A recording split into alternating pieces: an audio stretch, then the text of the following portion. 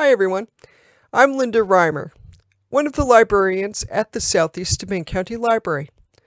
Welcome to Library Connections, our weekly readers, viewers, and listeners advisory videocast.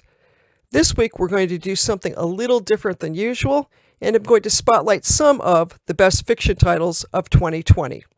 I hope you enjoy this videocast. Library Connections number 35, hosted by SSCL librarian Linda Reimer. This is the Thursday, December 24th, 2020 edition. And this is a special edition of Library Connections because this week I'm going to discuss a selection of 10 of the best fiction titles for all of 2020. This shorter list of titles is compiled from a larger collection of titles recommended by the New York Public Library, which is found on the New York Public Library website. So jumping in with the first of our top 10 of selected best fiction titles of the year, we've got A Paragon, a novel by Colin McCann. And I have to point out here that this is an alphabetical list, so I'm not suggesting that I like the first book better than the last. I'm just a librarian who likes to put things in alphabetical order. So having digressed just a little bit, let me get back to the book A Paragon. Two fathers, a Palestinian and an Israeli, navigate the physical and emotional checkpoints of their conflicted world before devastating losses compel them to work together to use their grief as a weapon for peace. Our second title is The Glass Hotel, a novel by Emily St. John Mandel. A novel of money, beauty, white-collar crime, ghosts, and moral compromise, in which a woman disappears from a container ship off the coast of Mauritania, and a massive Ponzi scheme implodes in New York, dragging countless fortunes with it. Our third selection is The Great Offshore Ground by Vanessa Vilselka. On the day of their estranged father's wedding, half-sisters Cheyenne and Livy set off to claim their inheritance. But instead of money, what their father gives them is information, a name which reveals a stunning family secret. That sounds good. Well, they all sound good, but I digress. I do love books, so I'm sure you'll excuse me my little digress. Our fourth selection is Interior Chinatown, a novel by Charles Yu.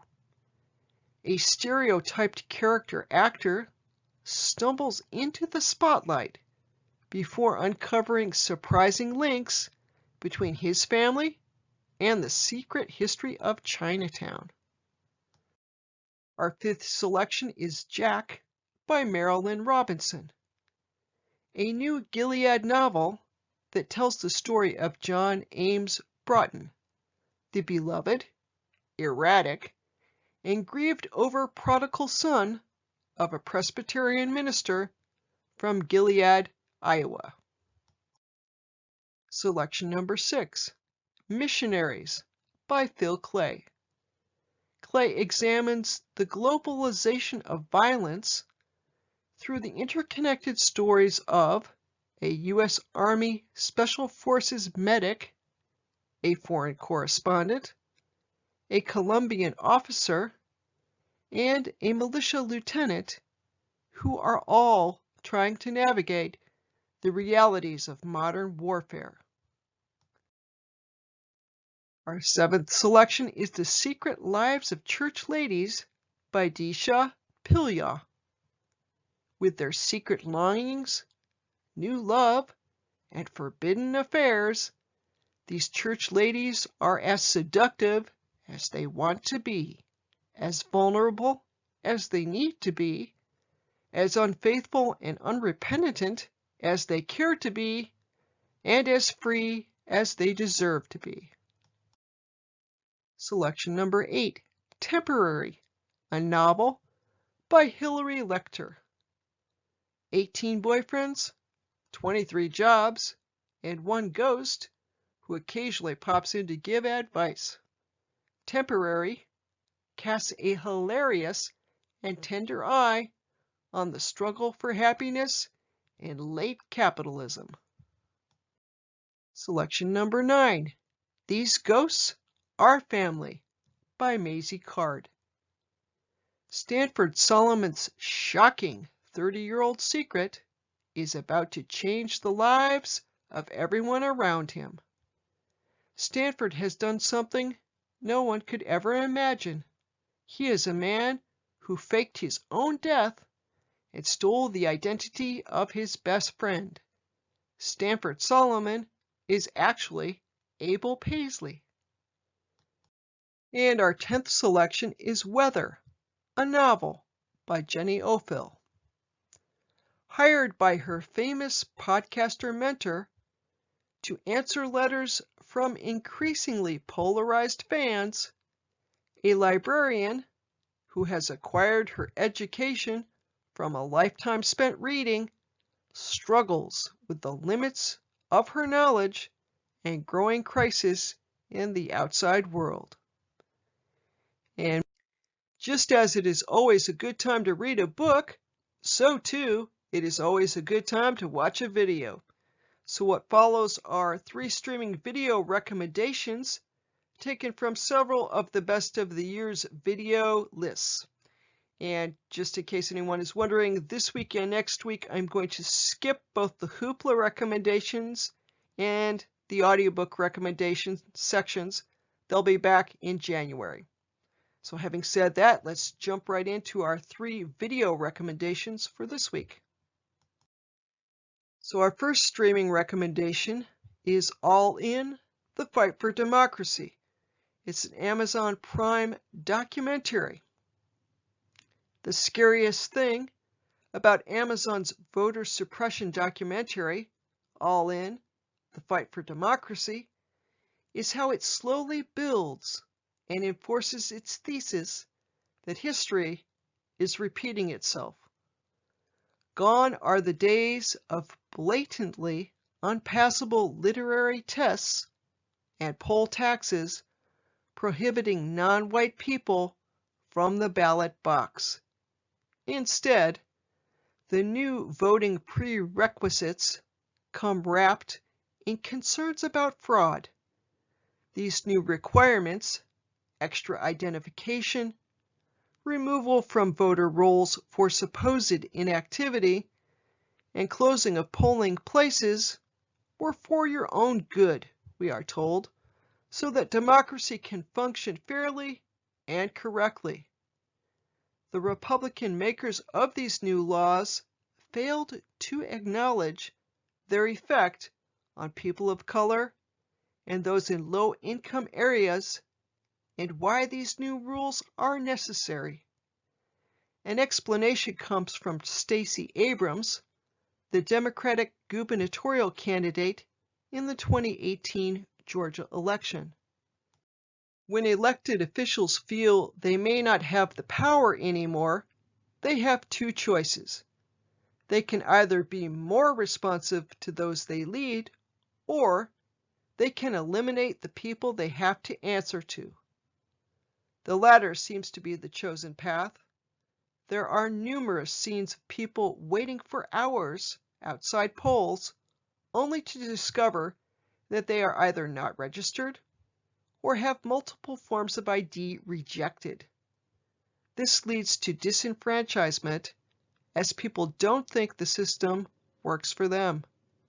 As a result, they don't vote. All In uses the past to show how the right to vote has always been a struggle throughout history for people who weren't rich white men.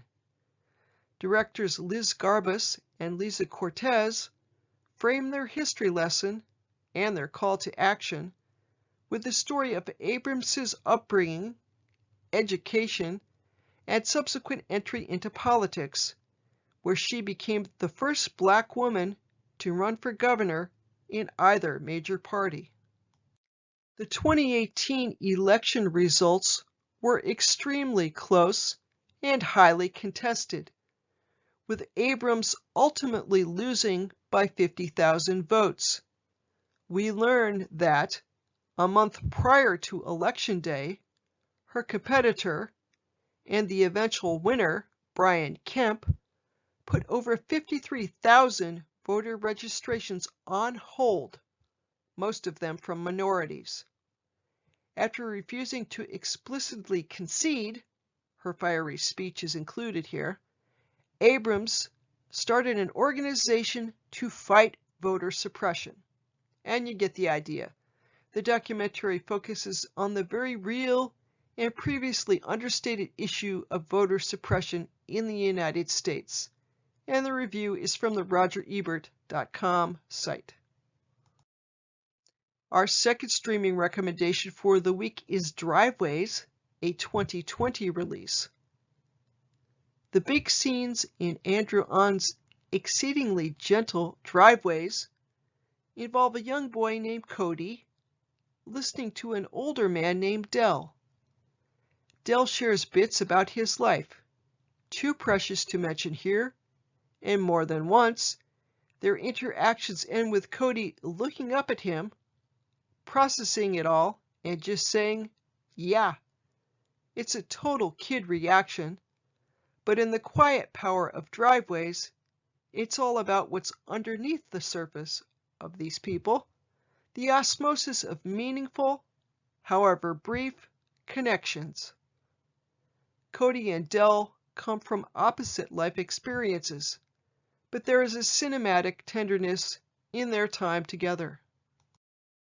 This is a movie that's impressively, if not stubbornly, understated, where life stories come from selected bits of precise dialogue, with lovingly rendered characters, put into a collection of scenes that simply allows us to live with them, proving after his incredible debut, Spa Night, that he is still one of the most graceful American filmmakers in the game. Ahn has made the kind of movie that has the power to control your pulse, complete with a piano score that nearly inspires meditation while watching cinematographer Kim Jung Kim's thoughtful images. I returned to Driveways for a second viewing only a couple hours after first watching it, but the more accurate word would be that I escaped into it, and that is the review from the RogerEbert.com site. And our final streaming recommendation for this week is the movie St. Francis, which came out earlier this year. Co-writer Kelly O'Sullivan portrays 34-year-old Bridget, who's single, kidless, and stuck in a dead-end job. One day, she meets Jace at a party, and they immediately hit it off. She also lands a new job as a nanny of 6-year-old Frances. And just as everything is falling into place for Bridget, an unexpected development takes place: pregnancy. Along with that, she has to navigate her relationship with the feisty Frances and the increasing tension between the child's lesbian moms. And that is the Barnes & Noble review of the video. And briefly, our references of the week.